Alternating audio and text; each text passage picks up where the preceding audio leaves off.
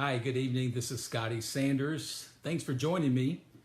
I'm here Facebook Live. And again, if you don't know me, my name is Scotty Sanders. I'm an international leadership consultant. And my purpose in life is to encourage and empower others to live, lead, finish well. It's what I'm deeply passionate about. So the reason I do Facebook Live is in order to do that. See, I believe when you lead yourself well, it gives you an opportunity to lead others. So I kind of did a little bit of an audible this week. If you know what an audible is, that's when the quarterback changes to play at the line of scrimmage. I was already set to do my talk this week, talking about living an extraordinary life following the Fred Factor principles. But I was inspired and encouraged actually by my daughter Jenny to consider doing a talk about former President George H.W. Bush, known as 41. Some of you know over the last, maybe it's been about 10 days now, that he had passed away. And just listening to all the tributes about him, it was just awe-inspiring to me, and just it reminded me of what a great person he was and how he really influenced me in a lot of ways. So I wanted to share with you, what greatness looks like, because I believe that he was a great man. And what does greatness really look like? So I want to share with you those 5 things, and I'm going to share with you 5 lessons that I've learned just watching the life and hearing about the life of George H.W. Bush. So I do this in honor of our 41st president. So let's talk about what does greatness look like. And I'm going to need to take a sip of water. I've been doing some interviewing today. My voice is kind of messed up a little bit. So let's talk about what does greatness look like. So the first point I would make on that is that he had unconditional love for his family. And that was just apparent. And one of the things I just think about his love relationship with his wife. He had unconditional love for his wife, Barbara. They were high school sweethearts. And he loved his wife, and he was committed to her and very loyal to her. And it was said as he got later in life, and by the way, she passed away about 9 months before he did, but he really took care of her up into the end. But one of my favorite stories I heard about him was that they would oftentimes watch old rerun movies and television shows, and they would sit there and hold hands together. And I just have that picture of that committed husband to his wife. Nothing's more important than that. And also, you may know that his son, George W., became president. And rather than giving him advice, what he did for his son was give him and offer him unconditional love. And I just think that's great. Sometimes I want to just give my kids advice, and I need to focus more on just offering them unconditional love. So 41 was a committed son, a committed husband, and a committed father. He offered them unconditional love. Here's the second thing, unconditional humility. It was said of 41, this is what others said about him. So he didn't say a lot about himself. He let others do the talking, which I love that, by the way. He gave others credit for success, and he took the blame for failures. That's what humble leaders do. He was that kind of person. He never came across as arrogant. No one ever made that statement. He comes across very prideful or arrogant or boasting. He was just not that kind of person. 41 was a true gentleman. He was a gentleman. Here's the third thing, unchanged by his position.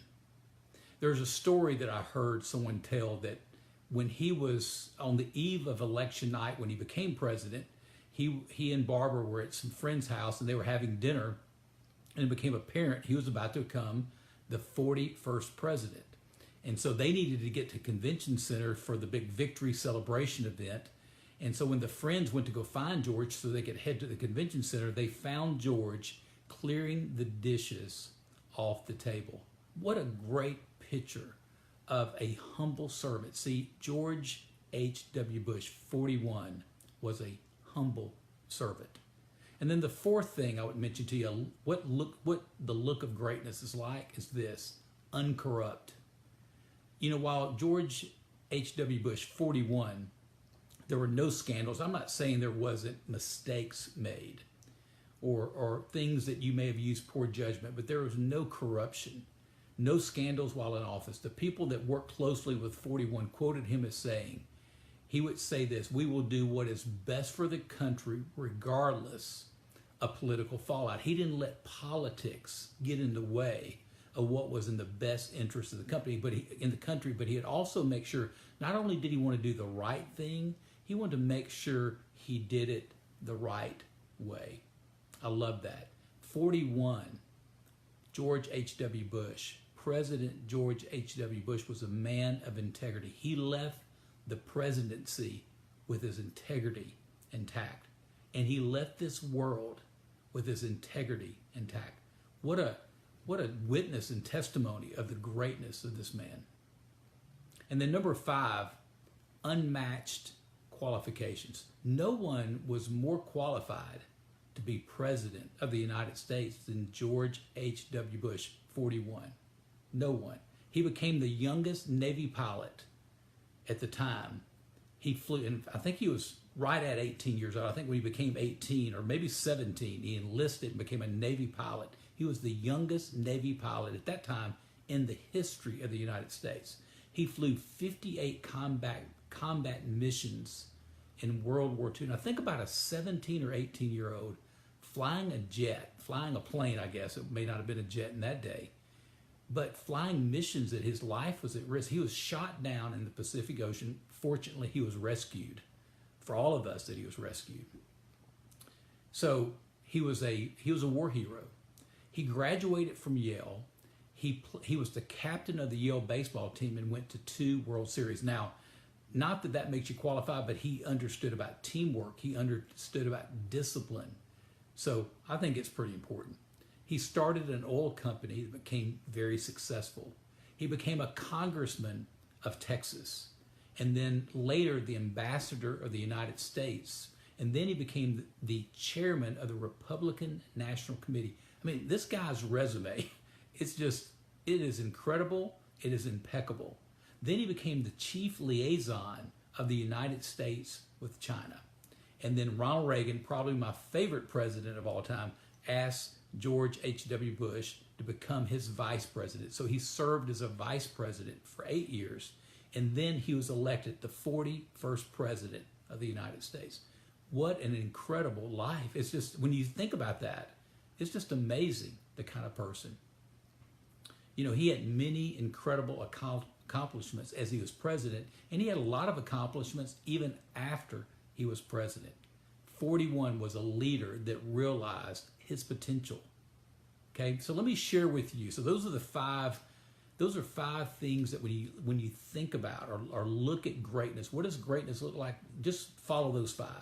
But then I want to get down to, so what are the implications for me and maybe the implications for you? Here are 5 lessons that I learned from 41. The first one is this: nothing is more important than the love that I show my family. And I use the word show there because it's one thing to love your family, and I know a lot of people, I love my family, but are you showing them by your actions, your deeds, your words, your attitude? So the first one is, nothing is more important than the love that I show my family. I learned that from number 41, George H.W. Bush. Thank you for that. And then number 2, no matter my success, stay humble. This guy, 41, I mean, how can you have more success than he did? But he stayed humble through it all. Third would be this: my position of leadership is to serve more people, not to have power or control, but it's really for service. He started serving when he was a teenager, when he enlisted in the Navy, and he served for many years, us.